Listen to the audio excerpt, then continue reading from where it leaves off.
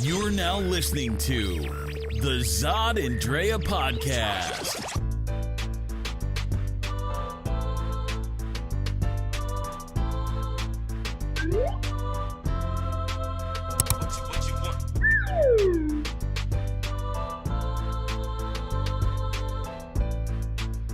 And welcome back, everybody. We are so happy to be back. Yes, welcome back to the Zod and Drea podcast, where we give you all the entertainment that goes into our lives. Because there's lots, right? Because there's plenty. Wow. So, yeah, we're going to talk a lot today about what we've been up to. Yeah. Where we've been. Man, I don't know if we'd be able to fill this up if this was an hour show instead of a half hour. Like, I seriously... If you guys knew what happened in the last 2 weeks of our lives, which you will, and which if you've been following us, you already know, but we have just been busy, out and about, passport stamped, and just getting it in. Getting it in. I was like, what did you just say? Getting it in. It was so what we did was Zod planned a great trip for me for the first time to go to Europe. Yeah. And it was so amazing and got so much to share with you about it. Hopefully you saw our videos because we made sure to try to document every day because it seemed like almost every day was a new experience or a new city or just something new all the time. So hopefully you're able to track us that way. And then once we got home, we came back to the States for about 8 hours and we had to fly off and go to a conference for work. So we're finally home, finally able to rest and get all this jet lag off. I mean, this was only the last couple of days. I mean, yeah. You know, the conference was this past weekend, so, like, we literally flew in, rested for about 8 hours, and was back in the airport to fly all the way back to the east. For me, it was just too close to being towards Europe, so, you know, I almost jumped on another flight. Like, why don't I just go to this other terminal really quick? and just slide on over to Europe real again. But, no, it's like we had a really good time over in 3 countries, 2 major cities. And just to enjoy ourselves, you know, and for me, it was a lot different because I had already been to these cities, a few of them multiple, actually pretty much all of them multiple times. But it's different when you're with somebody you care about and you really want to show them that life, but you see it through their eyes. So it was a whole different experience for me, even though I've seen it all before. And there were things that we had discovered newly together. So we're going to go over that a little bit and, talk about the topic, and you know, may as well just say it now, which you already know, but the topic is going to be back from Europe. How does it differ from the United States? So for anybody who has never been out of the country, even like Canada or Mexico, you know, either north or south, we're going to talk about that a little bit and just what the differences that we know. So the other topics also pretty much are going to be the same thing. So, you know, it's going to be flying internationally for both entertainment and relationships. So let's just talk from the beginning, all right? In the beginning. So this was only, it was late November. So, you know, what, the 19th. We left on the 19th. Left on the 19th. Now, mind you, 2 days out of this trip, it was all dedicated to just flying. Pretty much. You know, getting there and getting back, right? Yeah. So, what are we going to talk about? I just want to talk about flying internationally in itself. So, from the beginning... you know, tracking where we were going. So we went to Paris, France. That was going to be the first stop. Second stop was Amsterdam. So, you know, up in the Netherlands. And then off to Germany, Mainz, Germany, which is a big small town. Near Frankfurt. That's just just a lovely little city. And that's where we were going to do our trip. That was it. Boom, boom, boom. 1 flight, 2 trains, and, you know, a nice triangle. And just from the beginning, you know, back in Phoenix, our friend Sarah, shout out to Sarah Santiago, who was taking a flight with us all the way to London. It was even for you, the fact that you were flying internationally. Look. Talk about, you already know where I'm getting to. So let's get right to the beginning and how you felt on the plane and what happened. The plane is huge, double the size of the the Boeing 747s, I guess, that are usually used. I don't even know the numbers. But you know, like kind of like the standard ones that American Airlines use and that Southwest use, which is the 2 rows, right? With British Airlines, because this was going to be a nonstop flight overseas to London, it was like 3 rows.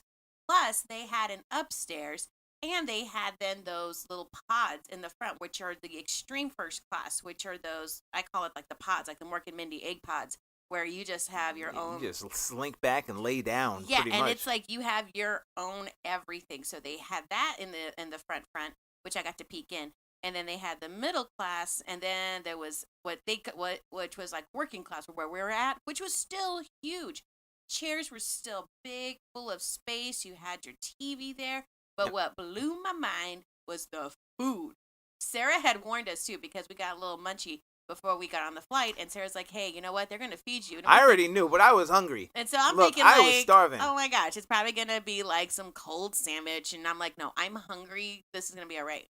Boy, was I wrong. The meal that they served us was a I don't even know. I don't need. It was like an English breakfast, English lunch or dinner, really. Yeah, because we had 2 meals. Yeah, because on an international flight, you usually always get 2 meals at least. And they're good sized meals. They're not the, we'll talk about the BS, pretzels and stuff that you get on domestic flights where here's the issue. When I was a kid, this is back when Pan Am and TWA, Oh, yes, Lord. back in the day when people would smoke in the back, like that never traveled up in the front, but they would give you food like this. Like on I've domestic never experienced flights, that before. like I remember they used to give you food like this. So now it's really just international flights where they feed your belly, like they really give it to you. It's not that BS pretzels or, just hey, going up and down giving you drinks and that's it. Yeah, this was a full catered experience, right? And you had dinner first because it was evening time in the U.S. when we were leaving. So it was like a curry chicken. Oh yeah. And That was then good. it had like all different beverages and different crackers and cheeses, and it was so Oh, good. salad, Yeah. and then these little, I don't even know what they were. Those little, they were like hot little, I don't know what they were, but they were good. They were Hot little. like pocket curryish type. I don't know what they were, but they were these little delicious. I don't know if you had them. They were these little hot. I think it might have been on the flight back. I can't even express what it is. I think it was one on the flight back. On the flight back. Yeah. You're American right. Airlines still hooked us up. Yeah, they still did. But then, so we had this fantastic meal, and you get a wine too with it. It was wonderful. Yeah, And then, yeah, they did get a wine.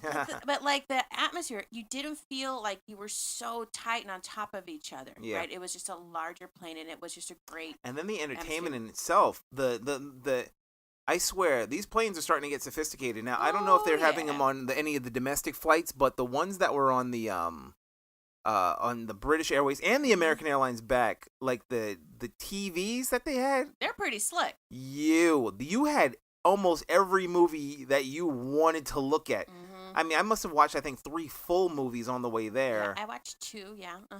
It was something like that, and I watched a couple back. And I mean, next time we definitely go over to Europe, and we do, have a similar experience, because it's going to be something similar on a large plane that flies all the way over. I'm going to wind up seeing if I can, just do all movies. I just want to see if I can do it. Like, how many movies can I fit in? Easy. You You know? could probably squeeze in maybe 3. No, because I did 3. Oh, so yeah, you easily got 4. I probably I'm going to see if I can do 5, because I mean, it's about a 10-hour. If you go straight to London from here, it's like 10-hour flight or something And like that. a TV show. And a TV show. It was so the entertainment was tight. I mean, the Mhm. entertainment was really good. It was way better than any of the other flights that I had previously, where they would. You remember back in the day, you didn't have your own TV. It would have the thing that dropped from the ceiling. Everybody had to look at the little screen. That I do remember. You remember and a that? flight And I they took a long time yeah, ago. yeah, that's Mhm. what they used to have. But no, now you have your own thing. You could. I mean, shoot, it was dope. Like, It was great, and the atmosphere was great. And then we got served breakfast a few hours later. yep. Then we got breakfast a few hours We had later. an English breakfast. Yeah, it was really nice. It I was had really to try. nice. Like, Yeah. I mean, that was something that I really liked. I missed that. So It's now been a while. I'm messed up for any other flight now. Yeah, because we went off to Baltimore for the conference when we came back. And we All had I that, got was some crackers. Yeah, it was some crackers and like some dry pretzels. I'm like, Right. what is this? I'm like, I'm still flying across the country, and you're giving me none but a right? cracker? Some crackers, like that's it. Please. By this time last week, I was eating some I was turning down like food. damn near crepes and like God, but whatever. I was like, no, sir, I cannot have any more. Like shoot, I ate all that. Oh, So that was a lot of fun. And also just the entertainment in itself was just a really good great experience. job, And British Airways. yeah, British Airways was really good for that. So I'm glad Mhm. they did. So in relationships, flying internationally, let's talk about that topic for a couple minutes. Yeah, so we both had our passports. Mhm. We both had all of our documents ready to go, and I to me it was just learning for me. Well, the one thing I should say was a little stressful was trying to learn about the currency exchange, right? Like Right. how much of American dollars can I get when it comes into crossover then for the euros, right? Yeah. And I was shocked. I thought the dollar was still. I knew it wasn't going to be per. I know it wasn't going to be an equal exchange. I knew the dollar was a little less. But an example of one, like I turned in about $500 to get in euros, and I got about 325 euros. This is after, even after the commission that these places they take. some I out. was like, "You are kidding me!" No, the dollar isn't worth jack. No. The dollar isn't worth jack, number one, but then they do, take their commission on top, percentage. So, and you have to do it unless you use a credit card. I mean, I used a credit card a lot. But it was good to have cash for certain little purchases that we did for souvenirs, things like that, some food.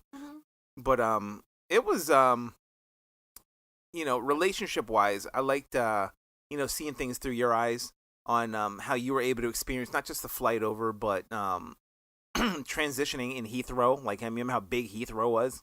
Heathrow's a big, big airport. I don't know how many times we went on some of those not the sliding escalators. What do you call those? The sliding walkways. Yeah, those walkways. I lost track. I just kind of followed you and said, just huge. Heathrow is always an issue.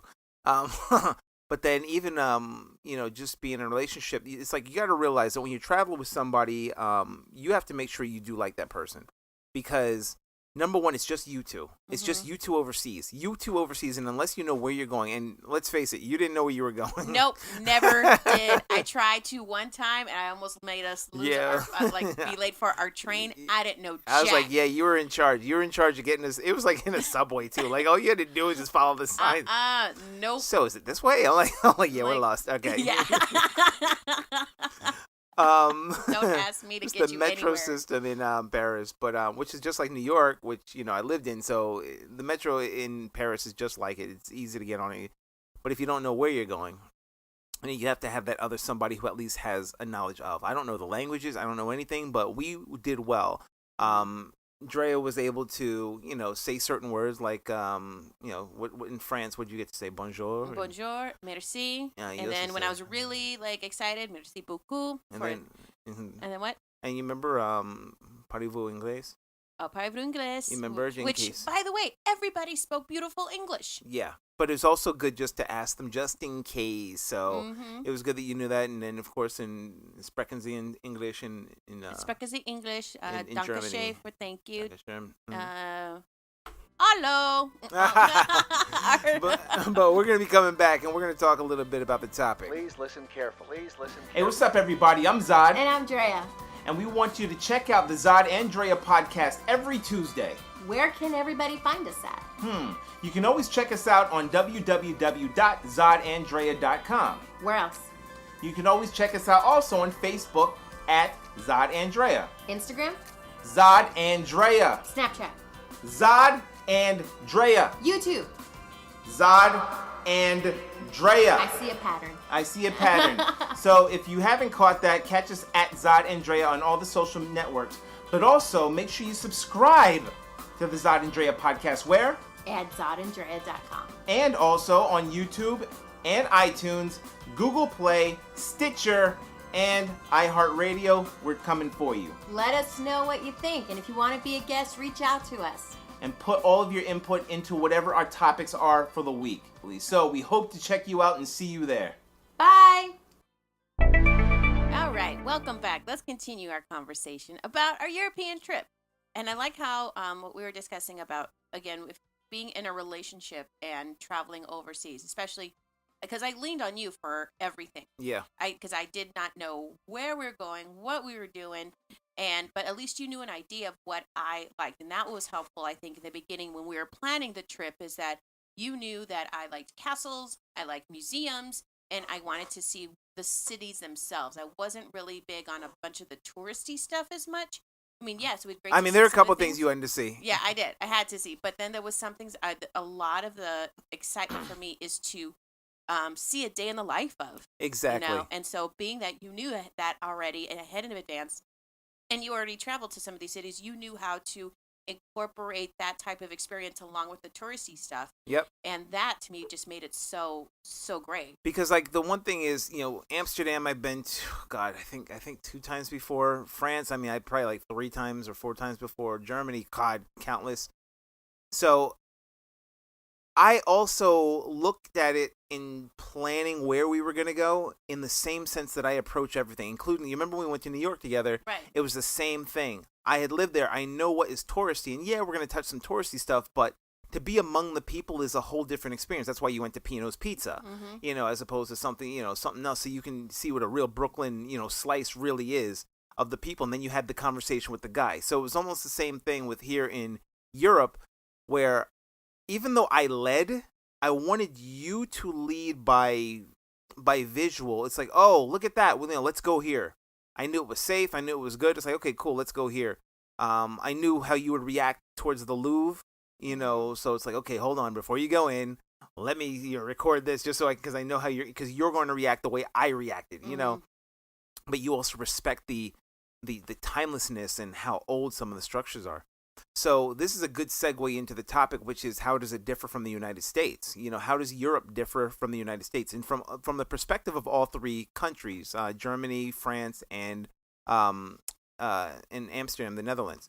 So from what you were able to gather, I mean, how would you say that you have seen differences just in those 8-9 days? Like, what did you experience that was different from your life here? What was immediate was the structures. That in Europe they honor buildings, they honor just the old that was there before, and not just like before, like 50 years ago. We're talking like, okay, this building was here in 1200, or this fountain, literally this fountain was here in the 1800s. And what we'll do is we'll either either build around it or improve on it by maybe just doing a little paint on it or something, but they won't tear it down. And that's what immediately stood out for me, was like, you can have a huge thriving metropolitan that is making money for people, one of the huge big money makers in the globe, and still have these old buildings and make it part of your culture, and also making it that artisans are accepted and part of your culture. We were walking in one neighborhood, going to the Musée d'Orsay, one of the sister museums of Musée d'Orsay? d'Orsay? Begins with the E. The one where, before we saw the Thinker. No, d'Orsay. d'Orsay, there we go. Yeah, I forget Musée it. d'Orsay. We were walking in that specific neighborhood to go to, after we saw that museum. There, mind you, it was a little more of an affluent neighborhood, but we were looking for like a cafe just to get something to eat after taking the tours of the museum. I saw in this shop, just a plain little shop, this man sitting on he was at a loom. He was a loom machine, and he was hand stitching a rug or some type of textile or fabric, but he had like the whole things of his, the glasses on, and he's right there in front of the window in this shop. And I thought, he is making a living doing this. You can't take that in other countries or the cities where he can. Otherwise, it would be a sweatshop where they're doing it in other countries. Where he is respected because it is in a beautiful shop, and he had on a tight suit. That's another thing. Everybody there was on point with their outfit. They don't care if they were going to pick up some flowers, pick up a baguette. They had on their nice shoes, their nice pants. If they looked at all like they were wearing any athletic gear, it would be maybe a really good pair of sneakers, but these people ain't sloppy. No, especially in Paris. Now, Paris is like London and New York City, in Milan, they are fashion capitals. Mm-hmm. But they're fashion capitals for a reason. I mean, I wanted to study because Paris dress is really what I love. I love going there and just being influenced by, I'm like, oh man, okay, I got to get this. I got to get right. I mean, when I came back this way, Dre and I are sitting on Champs-Élysées, like you have to do Champs-Élysées, sipping on her. Before the protest happened. Yeah, before the protest. It was the day before. It was the day before. God, the protest happened the day after we were there, right on the Champs-Élysées. In fact, and then, yesterday, this last weekend, they were at the Arc de Triomphe where we were. Oh, no. Yep, you remember that? They were at the Eternal Flame. They have a picture. You did say that. They have a picture around the Eternal Flame that you saw, and they also spray painted on it. Thank God we missed the spray paint, so we got a good picture of it. But But we were able to see everybody walking by, just people watching, and their dress was just immaculate. And these are people who were just walking down the street, just regular stuff. It's like the difference between there is, people who are here wear yoga pants and, whatever, and they're not going to yoga at all. And I understand it's built for comfort, but it's just a difference in culture that you see where people, if they're wearing yoga pants, it's because they're going to or from the gym. Right. Or they are running. People who are running down the street are dressed like this. And the people who are in shoes or sneakers, the rest of them, it's just for comfort for wherever they're going or coming to. They are dressed immaculately. I mean, the scarves, the form-fitting suits, the shoes. Every age group of men did not have baggy pants. Nope, they were all Because I was noticing slim the fit. teenagers. Because I was like, okay, maybe that's just a style that the teenagers wear. Right. Nope, not even the teenagers. And we went to different parts economically of Paris. Oh, yes, we did. And you still saw in parts that are more working class or not as affluent, these women still, and they were women of color, beautiful Yeah, they had women some beautiful women. that were still on, got the scarves, got the makeup, got the hair, and they were going to work or whatever they were doing, and 2 bags all the time. They had their purse or they had the other bag. Yeah, they did. And there was just this way of being and a way of carrying themselves that it's I don't know if it's pride, but it's just something about them that they're like, I'm presenting myself to the world. It was pride, but I also want to get into something that you had also noticed. We won't even get into the food yet, but some of the things that you had noticed about people who were in restaurants eating with themselves, with others. The first night that we went to the restaurant, when we got there, I forget the name of that restaurant. It's pretty cool. I had the crepes there. I'm looking around, and it was in this big part of the city, and you saw different age groups. Nobody was on their phones. Nobody. They were all sitting, phones were down, and they were talking to each other. Yep. I'm talking millennials to people that were in their 60s and 70s. Everybody. The whole restaurant. Nobody was on their phone. The only people who were on their phone were people who were sitting there alone. Mm-hmm. And even then, they would just look around. And then what's funny about that also is how many newspapers are around. Oh my gosh, newspapers are still the thing there. Like it's it. Like people have it. So when we went to cafes in the morning, you would still have people would still have their papers there. And it wasn't just a certain age group. This was like part of the culture. It was different age groups that did that. It was such a social study for me. It was really good. And some of the other differences that I also noticed were foods.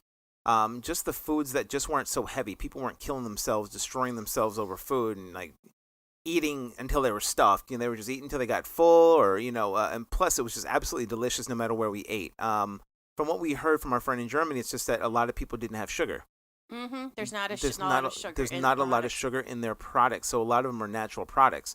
So you won't see a lot of big people. You do not see a lot of big Europeans running around, if you notice that. First, you can't because all the walking and stairs. I swear, Paris, you killed me with your stairs everywhere. Right when I think we got to the right floor, no, we had to take another flight of stairs. There are plenty of stairs. So there's no reason for you all to be big because take your wine, take your bread because you burn it off. And that was so great. It's a walking city. It's a walking city. Mm-hmm. It's just like New York. It is a walking city. Paris is a walking city because they have such a really good metro system. Same with Amsterdam. Amsterdam's metro system, like just in the city in itself, just where we were pretty much right outside of the city. So we would just take the metro. A few stops in, boom, we're over at Amsterdam Central. We're in Central Station right there, which then is a whole big outlet. What I love about Amsterdam is the whole big outlet right outside of the station. I swear, if you're not looking, you can easily get run over by a tram. I mean, right? It's not like there are any guardrails or anything. It's just trams are just right there in front of you. Not like in Phoenix where they got to put a big old concrete barrier, but that's how people drive through it anyways. No, and these are trams that crisscross over each other. All the time, and you're walking along. And you're just walking along. It'll, they do have a driver, so the guy will honk at you, whatever, if you're in the way. He'll be able to stop the train pretty quickly, but these trams are all over the city, and they just are very beneficial to them. You bring up a point about transportation. What you taught me was you've got to share your space and really be aware. So, like in the U.S., we're used to just being the bull in the china cabinet, taking up the space all the time, right? Of just standing in the middle of a lane or something. You've got to share, and you taught me really quickly in Amsterdam because it is a bike country. Like people bike everywhere there. Like you will see so many bikes if you go there. Everywhere. People in their suits biking to work. everything. And I just didn't pay attention one time, and part of the bag that I had got hit by a cyclist. This old lady. And it was an old lady. She about to run my ass over. Yeah, she said something in Dutch. And I'm like, I'm sorry, but you've got to be so aware of what's going on around you. And even when we're on the staircases and escalators and the train stations, you can't just stand in the middle. You've got to lean to the right so that other people can go to the left. And it's more of a total consciousness of sharing space, not having that mindset of this is mine, I'm taking it all. Like, it's one of those things where you don't want to be that stupid American. No. You get on pretty quickly, like, oh God, man, what am I doing? Where you try to appreciate the culture and you try to adapt to it instead of trying to influence your own onto them. And that's what I like. They do have narrow roads in all of them. In Germany, the one thing is, we were able to drive in the car there in Germany. We were able to actually be in the car in Germany because that's where my friend is. So, our friend lives there. So we're in her house and her husband and the kids and everything else. And, it's a really nice apartment, I guess condo-ish almost. Yeah, it's like a condo. It's like a condo. One of the most efficient condos that I've ever seen. And it's 12 years old? Yeah, it's younger than that, because I remember last time I was there, they were at the other spot. They were having it built, so this is at least maybe 10. And maybe? You would think that it was something in the future.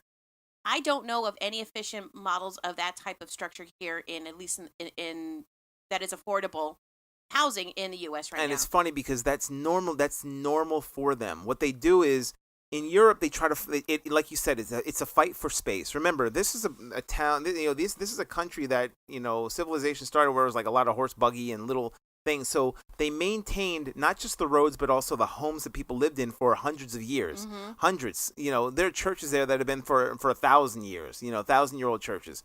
And, when you have these people in these spaces and, as modern technology winds up taking over and you have to build around it with trams and trains and everything else, you still have to share that space.